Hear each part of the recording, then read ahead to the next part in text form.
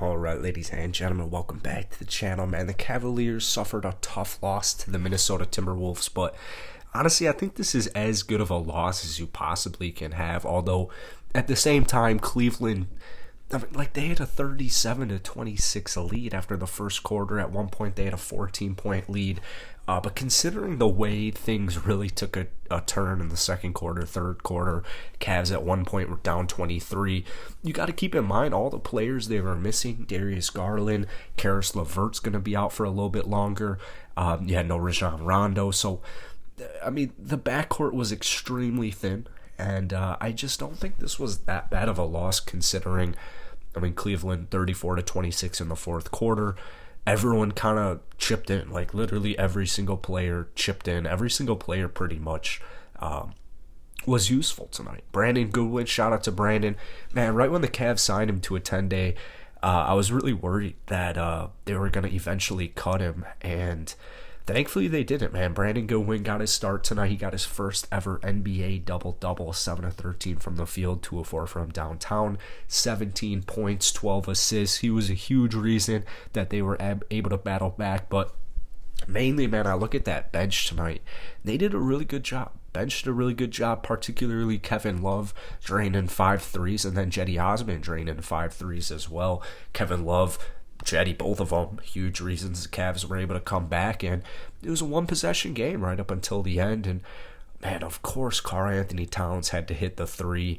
For the most part, Jarrett Allen, just dominated him. Jarrett literally just controlled the entire game against Cat. Cat only finished with 17 points, and what's even crazier is he only had 4 rebounds. You look at Jarrett Allen, almost perfect, 9 of 10 from the field, 8 rebounds, 21 points.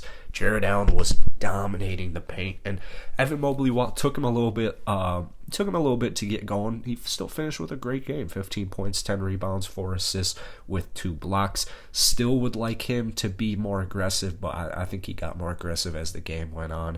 But once again, man, shout out to Kevin Love, shout out to Cedi Osman. Cedi, unfortunately, So, to end the game, the Cavs were on their nice little run in the fourth quarter to crawl back into the game, and Cat drains a very annoying 3, puts them up one possession. There's 14, 13 seconds left on the clock. Cavs have the ball, no more timeouts. Ball comes in, Cedi Osman just forces something. They had plenty of time. He just completely forces a bad shot. I think it actually airballed. Evan Mobley did all he could to try and corral it in bounds, but not the best shot, Cedi, but up until that point, 5 of 8 from the field, 5 of 8 from downtown, so he definitely chipped in. The Cavs are about to be tested here, though. The Cavs are definitely about to be tested. They play a lot of Eastern Conference rivals that are either ahead of them or creeping right up there. Specifically in the month of March, the Cavs play the 76ers twice. They play them actually in a couple of days here in this week.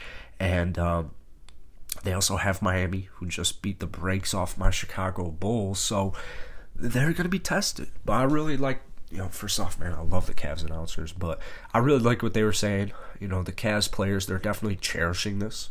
Just the last couple of seasons, not like none of these games meant anything.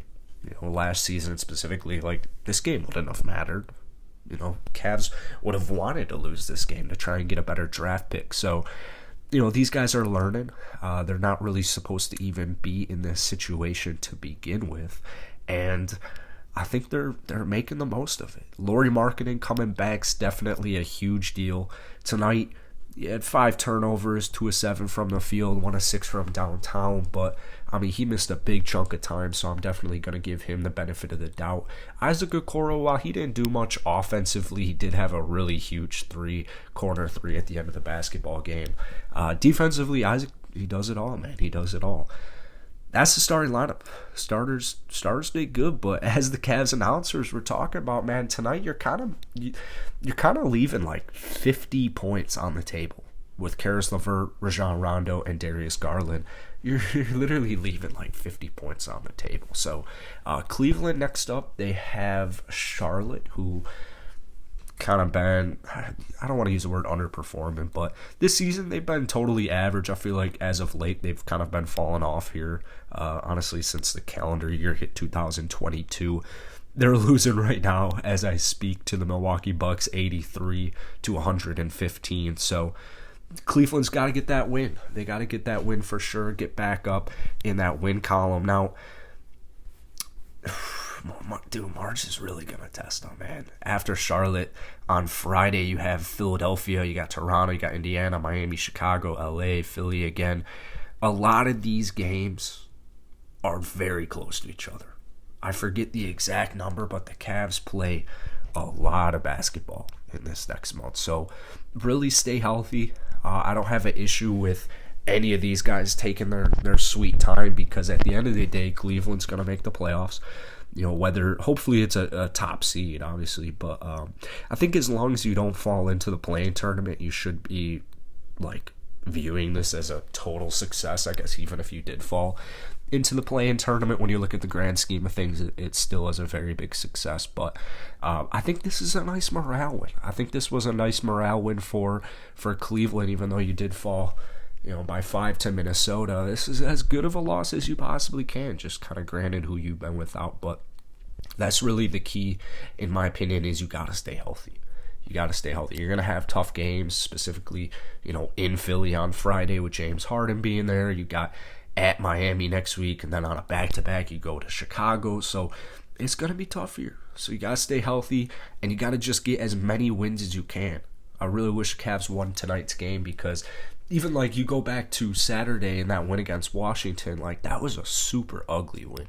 Super ugly win. Shout out Lauri Markkanen, by the way. He was on fire the last two games, 23 points and then 22 the game before. But those are games like 92, 80, 86. It doesn't have to be pretty. It doesn't have to be pretty. So hit that like button, hit that sub button for daily Cavs content and daily NBA content as well. Drop some comments down below on your opinions on this loss to the Minnesota Timberwolves. I'll see you guys later.